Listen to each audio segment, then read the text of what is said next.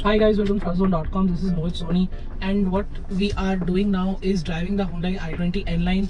We showed you in the preview of the car in a video what the car is all about, and it's been launched this week at very good prices, which is 11, 12 and 13 lakhs, which is just under that. And we are finally driving the car here in Udaipur. How is it like to drive? Well, let's begin with that because we've told you a lot about the car in our preview video, and we'll give you a brief revision after our driving impressions. So let's begin with the driving impressions. I am driving the IMT version with the 1.2 liter motor, which is the only available motor right now, which makes 120 PS of power and 175 Nm of torque. I think those are fantastic numbers, and made it to a very impressive IMT. IMTs, as I suspected, are fantastic. As you can see, I have a very empty stretch of road. Soundtrack is quite audible inside the car, and it's definitely much different than the previous i20 that I drove with the DCT. In the IMT, I am a big fan of the IMT now because especially in this hot hatch version where you can have all the fun you want of a gear shift, but you won't have to deal with is a clutch. So I think that idea fits in the hot hatch segment much better than it does in a let's say a conventional commute. Because you can do this all day without any stress, and you're still having the fun of the gear shift while not having the clutch to deal with. So you can commute and have fun at the same time. And the best part is that you get to choose the gear shift. And even if, and as you know, IMTs usually are great and they do not stall immediately. Even if I end up approaching a junction where I have to stop and I'm in 4th gear, the car doesn't stall. It just tells you to, you're in the wrong gear, put it in the right gear, which is the 1st gear, and move ahead. So I think that's pretty brilliant. In terms of everything else, I told you the exhaust note is different. The suspension is slightly tuned. They say they made changes to the suspension to make sure that it's more stiffer. There is work in the dampers by 30%. So what I can feel right now is that there is very little body roll. There was very little body roll in the previous i20. This almost has negligible amount of body roll. We've been pushing it through some seriously twisty roads, seriously high-speed sweepers on the highways of Udaipur, and we found this lovely stretch of road in the mountain area, which is quite demanding. And the i20 N-Line is proving out to be quite able handler. I didn't expect it to be this good, but it is. The steering, it's got good feedback. It's precise and light when you need it, and it's got a lot of feedback on offer as well. So I think Hyundai has done a terrific job in getting the steering just right with this car. Of course, it's not super communicative, like one of its rivals. Rest of them are all gone in the first place, and but the overall experience, I've specifically driven the i20 with the petrol motor and the DCT. Now with the IMT in the N-Line, it feels substantially different. I think that shows the commitment from Hyundai in the N-Line specific car. It's not just a badge, it's not cosmetic changes. There are, we already told you there are changes, and those changes are turning out to be quite true. It's got the poise, it's got the balance. You don't realize on the highways doing 120, 130 or even 140. The car stays pretty stable. Of course, it doesn't, feels like a German car, but it does let you know that you're speeding, and I think that's fine. This is a massive improvement over the previous i20, over the current i20 that's on sale. The i20 N-Line is something you will really like. We're liking it quite too. Even the brakes are all 4 disc brakes all around, like I told you in our preview video. And here, while braking quite hard for the corners and coming down from high speeds, it's been great. The pedal bite also is quite more. It may not feel like you have 4 disc all brake around, but the pedal bite has been modulated in a way that it doesn't feel super sharp, but it does come to a halt quite quickly. And as you can see, I'm in 4th gear right now on a incline and a twisty road, and the moment I put my foot down, there is torque around 2500 RPM. So I think that's pretty brilliant. If you can stay in 3rd if you want for it, and it starts pulling. So engine's quite tractable. The gear shift, needless to say, is very smooth, very easy. There's no problems whatsoever.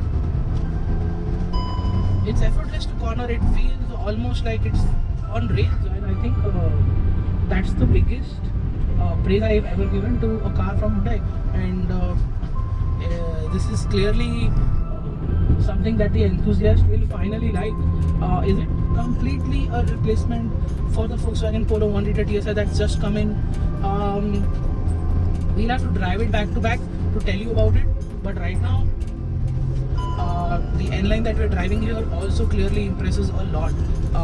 The steering is great, the brakes are good, the body roll is bare minimum.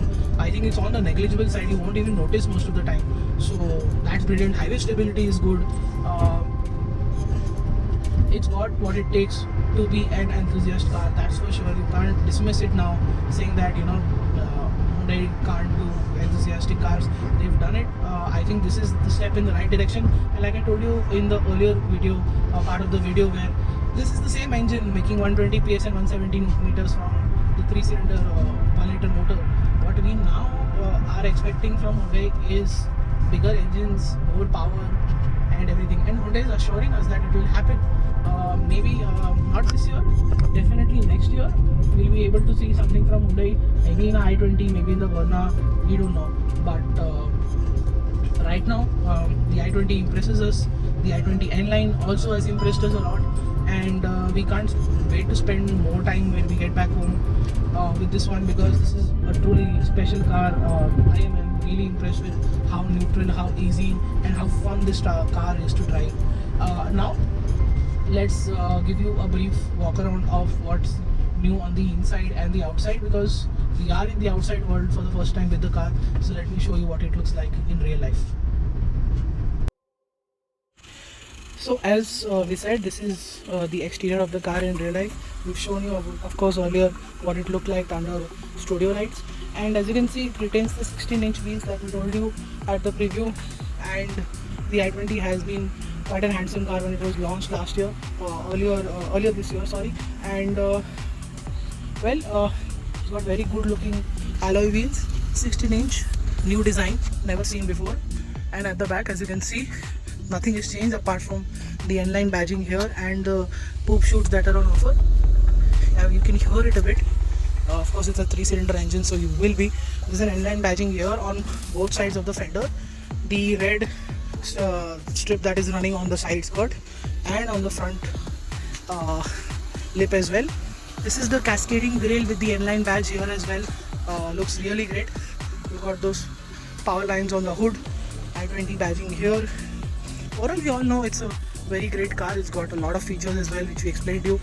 Sunroof is here, of course. This is the side spoiler and the top spoiler here, giving it a very sporty look. Going inside, as you can see, this is how it looks like in the flesh. The new steering wheel looks fantastic. It's brand new, never seen before in any Hyundai car. The dials are from the Verna. They definitely look much better here with the whole N-line concept. Massive screen, lot of features. Still no wireless Apple CarPlay and Android Auto, but surprisingly it's available on the lower variants because that gets a smaller screen. And the IMT lever, the wireless charger, charging points, Blue Link is on offer. Blue Link makes you realize that you have almost 50 plus features, and plus the cruise control, the volumes, the steering mounted controls, that's the ESC, traction control, view camera, and red inserts everywhere, red inserts on the seat, on the buttons here. And we are pretty much familiar with how this car gets a Bose 7-speaker sound system. And those are the AC vents at the back. Despite a sporty car, it is a family car at the same time, so it's got everything. And then it's an N-line. That's why the pricing was supposed to be on the higher side, but it's not. It's still very good value for money, because you've got a lot of features. Then you've got 27 more features from in the N-line version over the top Astra version. You've got new voice controls, which open up the sunroof, and which we showed you earlier in our video. And there's a lot of change on the outside and the inside, so that makes the N-line a very good proposition. I think Hyundai continues to nail the aspect of value again and again. It may be expensive, but it's still very good value for money, and that is why we definitely are giving it a thumbs up. This is definitely one of the cars that you should look forward to if you are in a market for a premium hatchback. You'll get everything and more, and then again you'll get this performance version. So there is no denying there's a lot of value with the Hyundai N-Line in the i20 avatar. Cannot wait to see more N-Line products coming from Hyundai. And until then, I'll sign off. You can follow us on social media, Instagram, Twitter, Facebook. Like this video, share it with your friends. Still have some questions, put them in the comment section below. We'll be happy to answer it. Subscribe, hit the bell icon, and I'll see you in the next video. Goodbye.